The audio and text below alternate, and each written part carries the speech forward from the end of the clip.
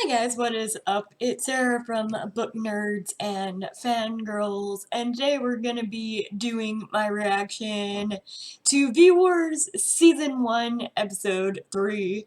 Now while you're watching this is actually a couple days after I watched V-Wars.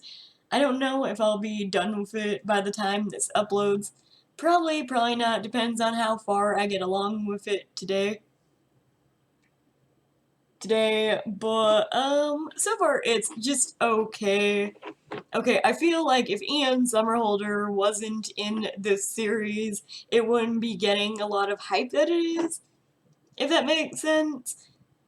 Since, like, I feel like it was a smart move to insinuate someone that was in the vampire community into this genre, because a lot of people already know him from Vampire Diaries, myself included, so why not cast him in another vampire show, but this time not playing a vampire. I'm curious to see what's gonna happen. I still don't know everything that's gonna happen. If anything, this show surprises me because I don't have the feel of what is and isn't gonna happen. But I'm extremely interested to see where they take the show. And I don't know. No, have you guys watched V-Wars yet? What are you guys thinking? No spoilers down in the comments, because I'm only on episode 3 when this uploads. I might be further when this uploads. I might actually be done with V-Wars when this uploads. But, I don't know. Let's go ahead and watch the 3rd episode and see how we like it. Okay, so I pretty much got completely immersed in this episode. So I only have like 26 minutes left, which is not a lot.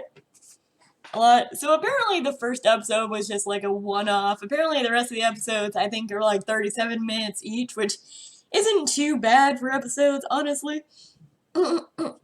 So we are starting off in the lab, and of course Luther is doing testing and trying to figure out what makes people turn into these creatures, what happened between him and Michael to make Michael turn and not him.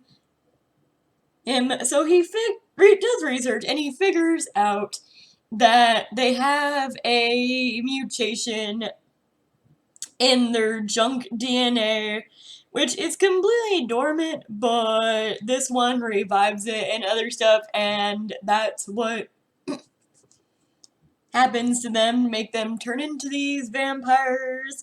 And I find that's pretty interesting. I also find it interesting that whenever him and Michael were in Antarctica, I think it was they accidentally dug up this virus because it was a dormant virus because it was a species, and then they dug it up, therefore, activating it again and making a whole new species of human slash vampires with this mutated gene. And I feel like this is a very interesting thing. Also, I'm not as far into it as I could be because I did stop to watch Ian Somerhalder's Facebook Live because, he was talking about V-Wars, and he ended up, like, talking about Vampire Diaries as well, because a lot of people know him from Vampire Diaries. A lot of people are interested in the show because he was in Vampire Diaries. They asked him, like, what were some of the similarities between his characters, and Ian Somerhalder doesn't really play the same character twice, which I appreciate.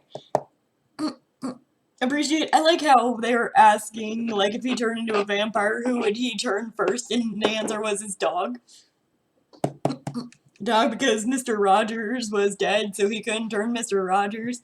Same with another person, which he unnamed, so yes, if he could turn his dog, because his wife technically is a vampire, because, she plays Rosalie in Twilight. For those of you who don't know who Nikki Reed is and totally bypass Twilight, she plays Rosalie in that in that movie. So I thought that was a fun fact. Also, a fun fact is I was right about who she would be playing on this show. So the investigative journalist, or the journalist, per se, her and her assistant dig up the fact that Luther is divorced from this woman who has a criminal record, and her name is Rachel. And from articles about who Nikki Reed would be playing, I knew her character's name is Rachel. So she's not playing his current wife, she's playing his ex-wife, which I feel like that would be an interesting dynamic for them to play, because they are husband and wife in real life. So I don't know what's gonna happen. I don't know what criminal record she is. Also, side note, there's also a side plot with this biker gang trying to find their missing gang member after he tries to go collect money from this one person. He also turns into a vampire, so waiting for that business to happen and other stuff. I'm not sure if his leader is turning into a vampire. I know the girl that Michael had a date with is turning into a vampire, so that's gonna be fun. It's interesting to see how the virus spreads and how we don't know who's gonna turn next. That's gonna be pretty interesting. So, I don't know. Let's go ahead and get back into the show.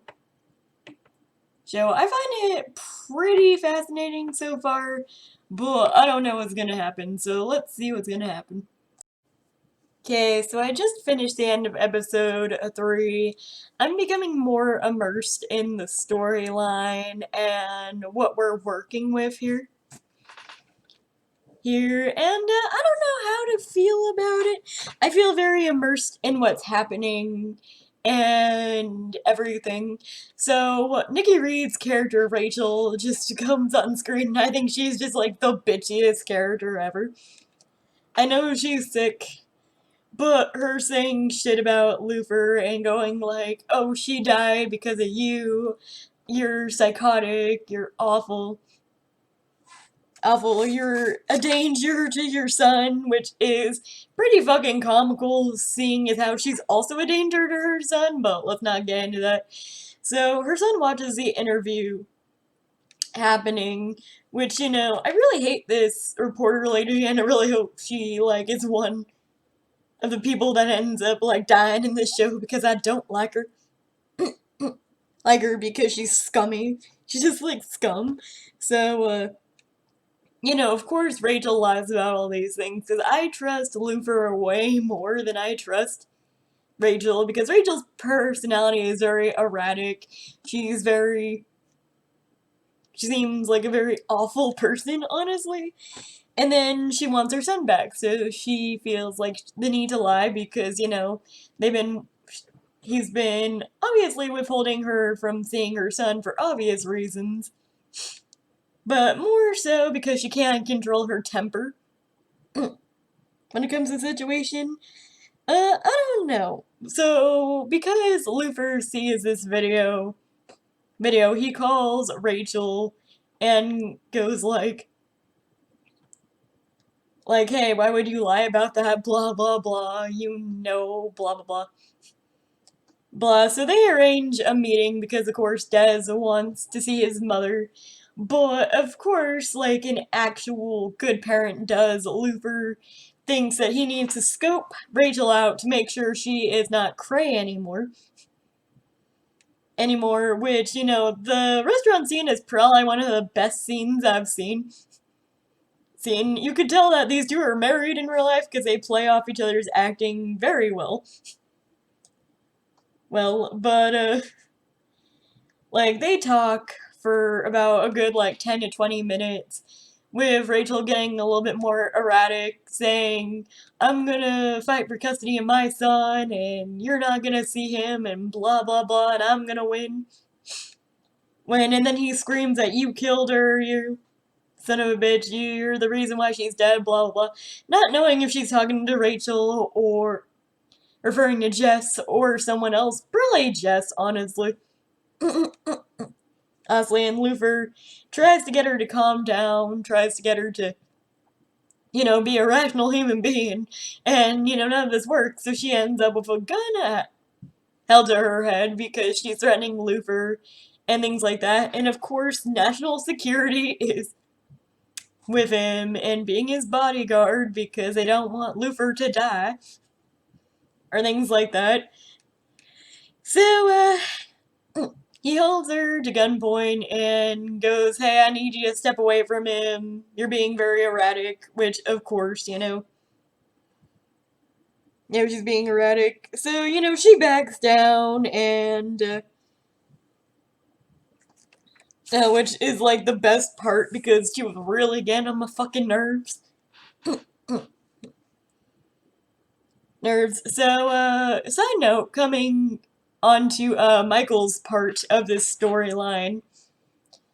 Of course, he's just going around killing people, trying to get as far away from this town as possible. Possible because he's a wanted fugitive at this point. So, this girl is at a, coffee shop. I wouldn't say coffee shop, it's kind of like a food truck for coffee. And he runs into her, asks if he could check his email on her computer, which this girl is entirely too trusting, honestly, because I would not let a guy anywhere near my computer. But that's just me. So he gets on her computer, and he says, oh, hey. He finds out the article about him, scrolls down, and figures out that Luther's wife, Jess, has died, and that he, quote-unquote, may have killed her, which makes him instantly think, hey, Luther is a vampire just like I am, or going through the same shit I did. So, of course, that makes him stop this petty-ass feud and contact Luther via phone call and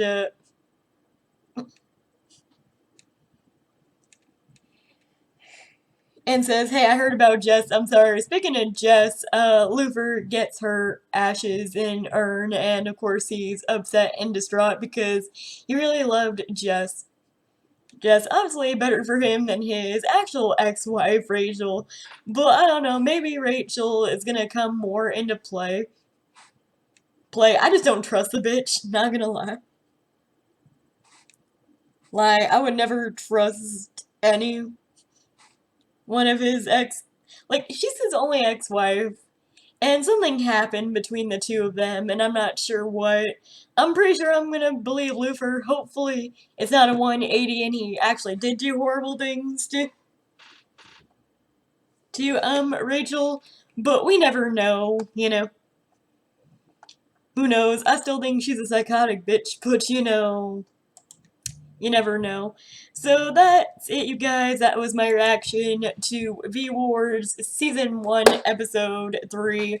What are you guys thinking of the show so far? Comment down below and let me know, and I will see you guys in the next episode. Bye!